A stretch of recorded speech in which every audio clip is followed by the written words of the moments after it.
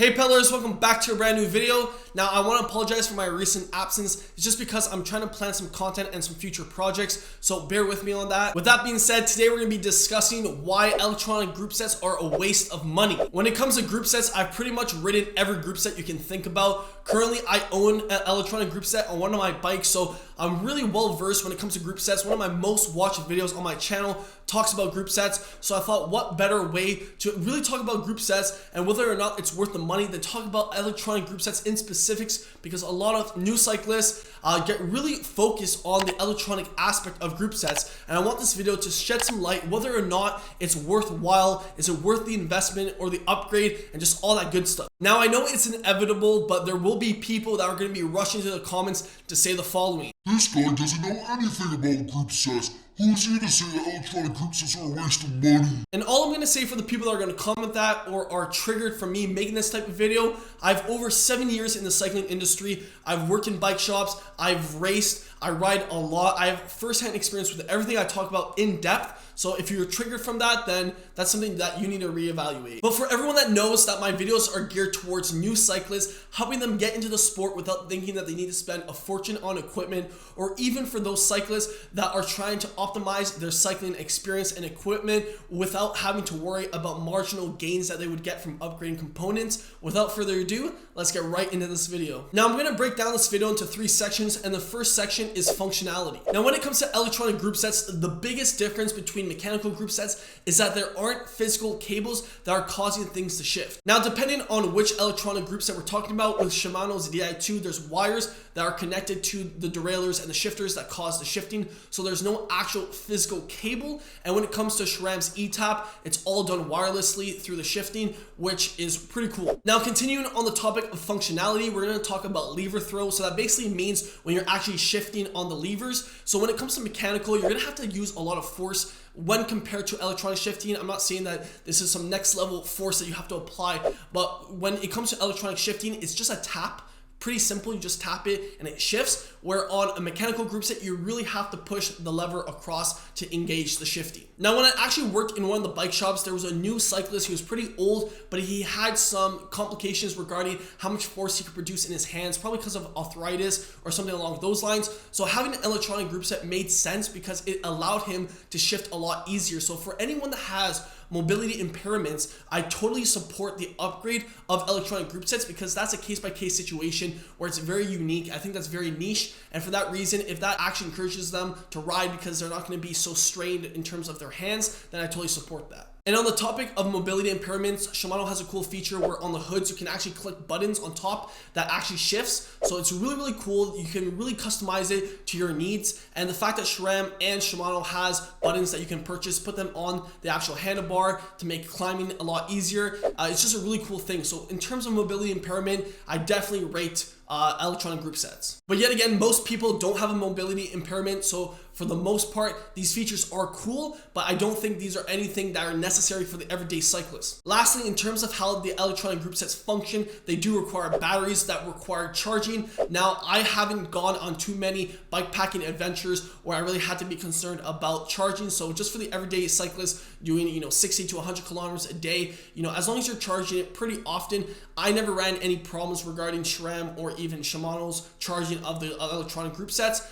But one thing to be noted is that if you are going to be doing a lot of bike packing, the fact on the mechanical group set, you can just bring some extra cables depending if something breaks or whatnot. It's a lot easier. Now I do know some stories of fellow cyclists that forgot to charge their group sets, and then they're stuck into one gear for the whole ride, which is pretty bad. You never want to be in that situation where you're in the big ring and you're on the smallest cog at the back, so you don't want that. But in terms of batteries dying, I've never encountered any of that for all the riding I've done on electronic group sets. Now that's basically how electronic group sets function. Now I personally was very intrigued, and that's why in 2020 I wanted to actually ride one full time, and that's why I purchased a bike with an electronic group set, a pretty expensive bike, nothing super crazy, not a super bike, but pretty expensive, and I'll show you guys my bike.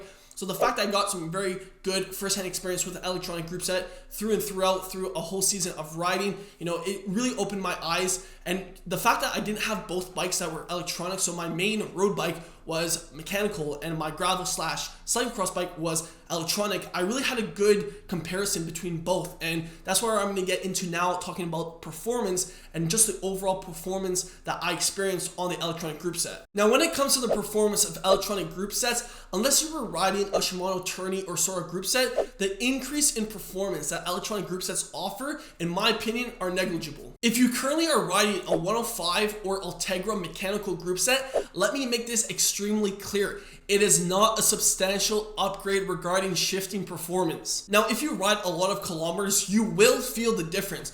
I myself rode 23,000 kilometers back in 2020, and like I just said previously, that was on both a mechanical bike and an electronic bike, and the difference is very, very negligible, especially when I took the time to make sure that the bike with the mechanical group set was actually properly tuned. The difference in performance was so negligible. And I always say this in my videos, unless you're racing at a high level, whether that's provincial or national, you most likely are going to be sponsored or have some deals through your local bike shop that gives riders of that caliber some discounts on componentry. So at that point, I can understand maybe needing the need for an electronic group set, but then again, you shouldn't be losing races because you don't have an electronic group set. If your mechanical group set is working perfectly fine, you shouldn't be losing races, and I think that's just a bogus excuse. Now, if you guys want to debate whether or not on the World Tour level that actually could cause a problem, sure, we can, talk about that. But at that point, yet again, all these teams are sponsored, so why would you go for a mechanical group set when you're given electronic group sets to ride right off the bat? That just wouldn't make sense. Now, this following section is one of my favorite sections to always talk about on my channel, and that's the price. So when it comes to people debating whether or not they should buy an electronic group set, or even people that already have an electronic group set, most likely they're going to be on the budget version. So that's the Shimano Ultegra Di2 or the SRAM Force ETAP Axis group set, and not those top tier above 2000 USD group sets, which are Shimano Dura-Ace Di2 or SRAM Red ETAP. And just to give you guys an idea of the price, if you guys are not familiar, if you're a new cyclist just getting into cycling on a mechanical group set bike, just to give you an idea, Shimano Ultegra Di2 is 1800 USD for the complete group set, and the SRAM Force ETAP Axis is around 1700 USD. Now, whenever I make videos about whether or not something is worth the money, it's usually coming from my own opinion that I'm sharing, and I always say that if you can afford it and you have the disposable cash and you don't really care whether or not it's the best return on your investment in terms of performance, the fact that it's only bringing maybe a 3 to 4% if you're lucky increase of performance, that I always say, if that's your money, you spend it how you want. But I just find it very funny that people still are going to comment, just because you can't afford it doesn't mean that people that can afford it shouldn't buy it. I can't afford it. I've owned bikes with electronic group sets. I currently own a bike with an electronic group set. I've worked on electronic group sets. I've sold bikes with electronic group sets. I'm very well versed when it comes to electronic group sets, so my opinion is very valid. And what I learned from riding a bike with an electronic group set really put things into perspective. When I took a little spill, I was lucky enough that my rear mech didn't break. And just to give you guys an idea, a SRAM Force ETAP Axis rear derailleur costs 700 USD. And just in terms of return on the investment, the fact that, yeah, it's nice, it looks very nice, I will never say otherwise. And electronic group sets just look a lot crispier, a lot of just very, very nice. I love how my bike looks. But in terms of the return on the investment, if I had to replace my rear mech for 700 USD, that just doesn't make sense. I'd rather spend that money in terms of traveling somewhere for a training camp, upgrading maybe a different component that I have. That $700 can go a lot further than just replacing a rear mech. And if you think about it, the fact that I'm only really getting maybe a 3%, 4% increase in shifting compared to a mechanical group set, I'd rather rock a mechanical rear derailleur, a whole mechanical group set bike.